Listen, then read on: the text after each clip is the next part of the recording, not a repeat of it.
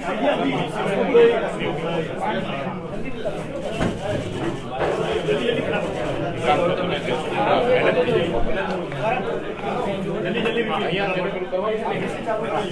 રાખો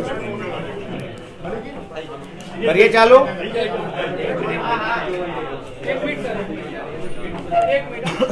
હા વાંધો નહીં તમે કોઈ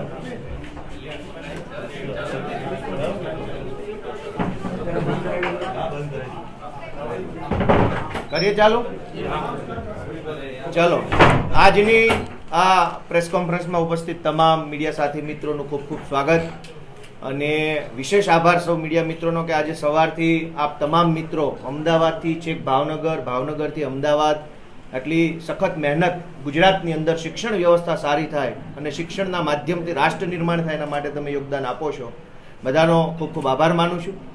દેશના સર્વશ્રેષ્ઠ શિક્ષણ મંત્રી તરીકે જેમણે પોતાની નામના મેળવી છે એવા માનની મનીષ સિસોદિયા સાહેબનો હું ગાંધી અને સરદારની પવિત્ર ભૂમિ ઉપર સ્વાગત કરું છું અને એમનો પણ હું આભાર માનું છું કે તેઓએ શિક્ષણના મુદ્દાને જાહેર ચર્ચાનો મુદ્દો બનાવ્યો છે.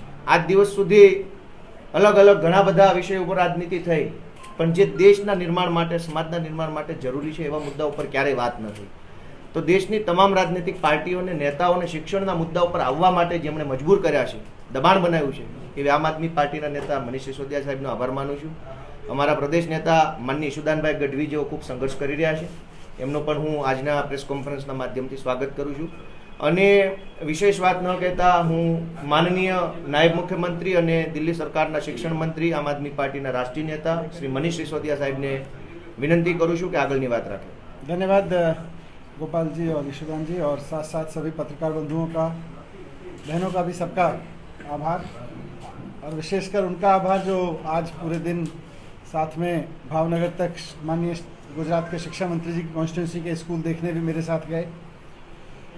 मित्रों, 27 साल से गुजरात में भारतीय जनता पार्टी का शासन है और पिछले 27 साल में गुजरात में भारतीय जनता पार्टी ने अपने शासनकाल में कैसे सरकारी स्कूल दिए उसको देखने के लिए मैं आज गुजरात आया और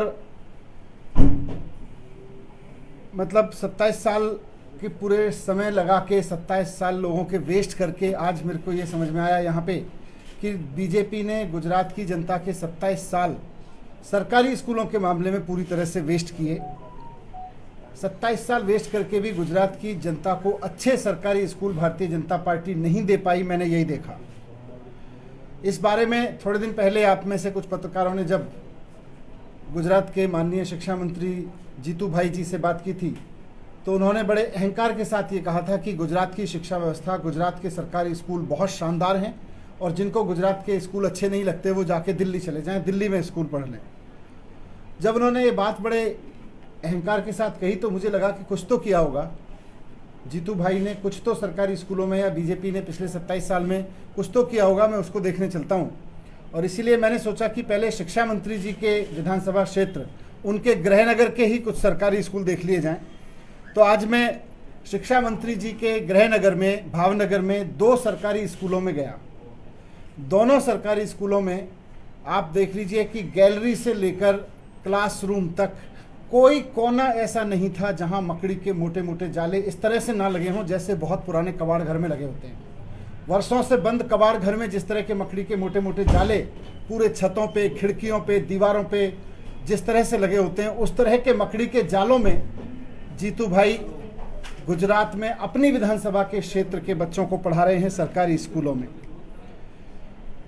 मैंने देखा वहाँ पे कि टीचर्स नहीं है और टीचर्स नहीं है, कई जगह तो गेस्ट टीचर्स लगाए गए हैं और बड़ा आश्चर्य हुआ मुझे टीचर्स से बात करके कि उनको महीने महीने की सैलरी पर रखा गया है. 1 महीने के लिए उनको रखा जाता है, फिर उनका रिन्यू किया जाता है, फिर उनका रिन्यू किया जाता है. मतलब जो टीचर्स वहाँ पढ़ा रहे हैं उनको बेचारों को ये पता ही नहीं है कि अगले महीने उनकी नौकरी रहेगी कि नहीं रहेगी. स्कूलों में टॉयलेट्स नहीं है, टॉयलेट से बदबू आ रही है. कोई आदमी 1 मिनट नहीं खड़े हो सकता और हम ये अपेक्षा कर रहे हैं कि वहाँ बच्चे आके 7 घंटे पढ़ लेंगे, टीचर्स आके 7 घंटे पढ़ा लेंगे, महिला टीचर 7 घंटे पढ़ा लेंगी एक ऐसी बिल्डिंग में जहाँ टॉयलेट्स तक नहीं है. कैसे हम ये अपेक्षा कर रहे हैं? खुद शिक्षा मंत्री जी गुजरात के अपने होम टाउन में इतना बुरा हाल है।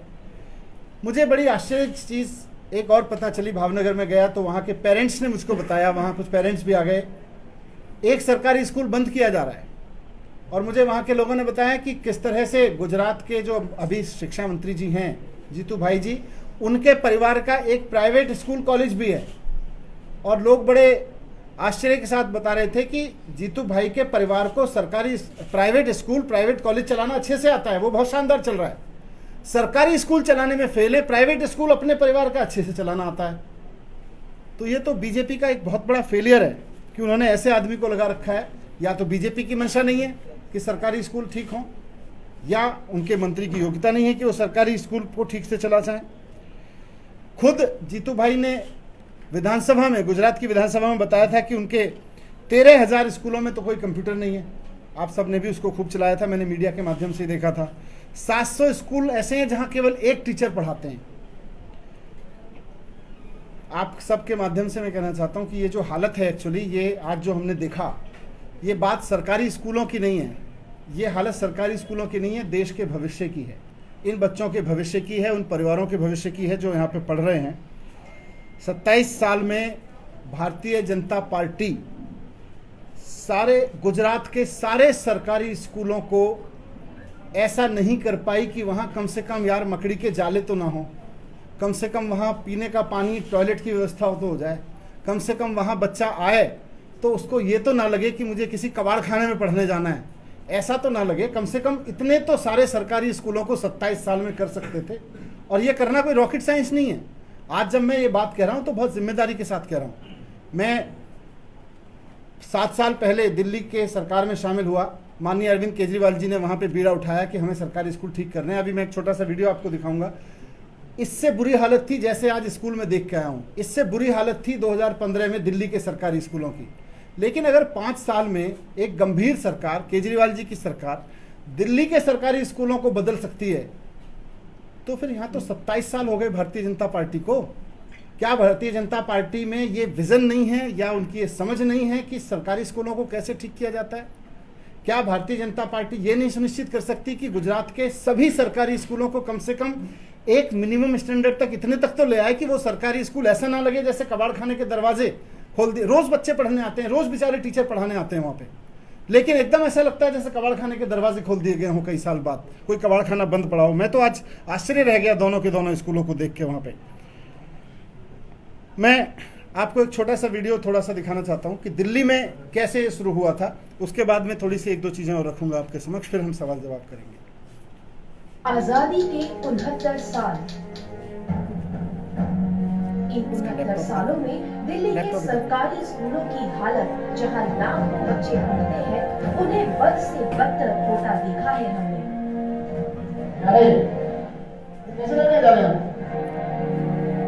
जो आज गुजरात में देखा वही वहां दिखता था पहले। चले तो चलो। अगर सरकारी स्कूल में तो कंपनी को ऊपर बनाना 2000 रुपए का सामान लगेगा, गुजारा एक दिन नहीं।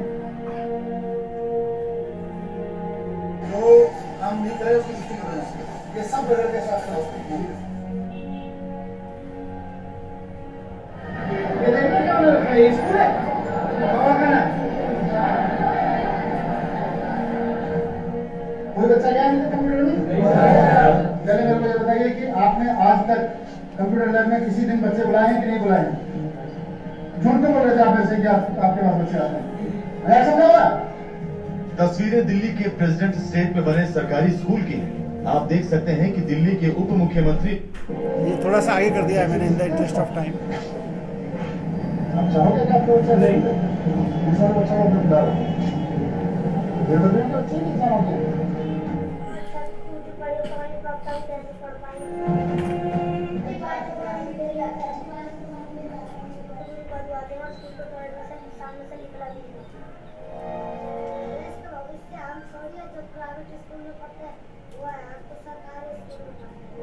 दिल्ली के सरकारी स्कूलों में 16 लाख बच्चे पढ़ते हैं। आज तक की किसी भी हकीकत यह है कि आप झूठ बोल रहे हैं। दिल्ली के अधिकतर स्कूलों की यही हालत है।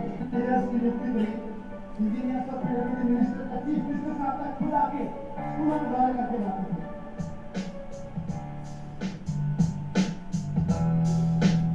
देश का भविष्य हम छोड़ जो प्राइवेट स्कूल में पढ़ते हैं वो है, हम तो सरकारी स्कूल में पढ़ते हैं। ये इम्पोर्टेंट है। ये मुझे 2015 में सरकारी स्कूल में पढ़ने वाले एक बच्चे ने ये बात कही थी कि देश का भविष्य हम थोड़ी है। मैंने उसके हाथ पर ऐसे ही सर पे हाथ रख के बोल दिया, बेटा तुम तो देश का भविष्य हो। उस लड़के ने, मैंने उसको रिकॉर्ड कराया बाद में, एकदम स्पॉन्टेनियसली मुझे बोला, सर हम थोड़ी हैं देश का भविष्य, देश का भविष्य तो प्राइवेट स्कूलों में पढ़ता है। आज मुझे गुजरात के सरकारी स्कूलों में पढ़ते हुए बच्चों को देख के यही लगा कि इन बच्चों के मन में भी कहीं ना कहीं वही चल रहा होगा, हम थोड़ी हैं देश का भविष्य। देश का भविष्य तो जीतू भाई के प्राइवेट स्कूलों में पढ़ता होगा, हम तो सरकारी स्कूल के भविष्य बच्चे हैं।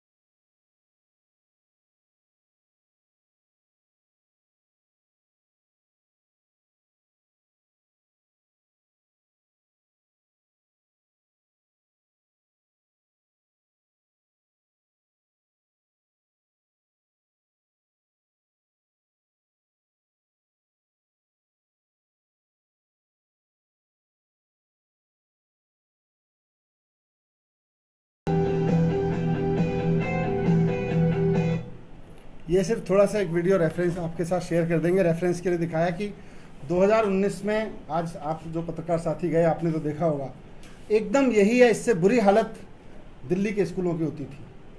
आज वही हालत हमने गुजरात के स्कूलों को देखी है। दिल रोता है, इसलिए नहीं कि कुछ राजनीतिक बात है, इसलिए कि आखिरकार ये देश का भविष्य है यार। जिस देश के सपने हम देखते हैं, हम सारे देखते हैं, पत्रकार भी देखते हैं, टीवी को चलाने वाले भी देख रहे हैं, टीवी को उधर दूसरी तरफ लोग देखने वाले भी देख रहे हैं कि देश की तरक्की हो। ऐसे स्कूलों में देश की तरक्की हो सकती है क्या? 27 साल से भारतीय जनता पार्टी कर क्या रही है? अपने शिक्षा मंत्री के इलाके में उनके ऐसे स्कूल हैं। तो मैं एक चीज़ और कहना चाहता हूँ कि आज जब मैं आपके साथ में शिक्षा मंत्री जी के इलाके के स्कूलों में गया तो भारतीय जनता पार्टी बुरी तरह से बौखला गई। और आज दिल्ली में उन्होंने दिल्ली के सरकारी स्कूलों में अपने तमाम सांसद उतारे, जाके देख के आओ, केजरीवाल के स्कूल देख के आओ, कुछ तो कमी मिलेगी, कुछ तो कमी मिलेगी।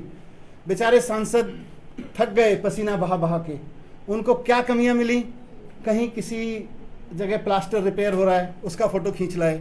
कहीं कोई टाइल टूटी मिल गई बेचारे, उसका फोटो खींच लाए। कहीं पे डेंटिंग पेंटिंग का काम चल रहा है, उसका फोटो खींच लाए। कहीं पे व्हाइट वॉश पुरानी हो गई है बेचारे, उसका फोटो खींच लाए।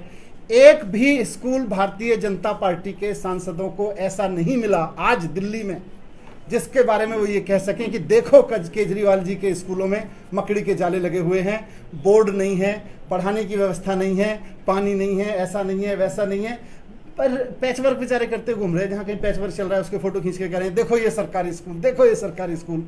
मुझे आज बहुत गर्व है कि केवल 5 साल में अरविंद केजरीवाल जी ने दिल्ली के सरकारी स्कूलों में वो करके दिखा दिया जो भारतीय जनता पार्टी 27 साल में जिसको टच नहीं कर पाई अभी तक। मुझे खुशी है कि आज इस देश की राजनीति में शिक्षा पे बात हो रही है। मुझे खुशी है इस बात की कि जब मैं गुजरात के सरकारी स्कूलों में गया तो भारतीय जनता पार्टी ने अपने सांसदों का पूरा दल दिल्ली के सरकारी स्कूलों में उतार दिया। इससे बढ़िया मेरे लिए कोई गर्व की बात नहीं हो सकती कि इस देश की राजनीति में शिक्षा पे बात हो रही है।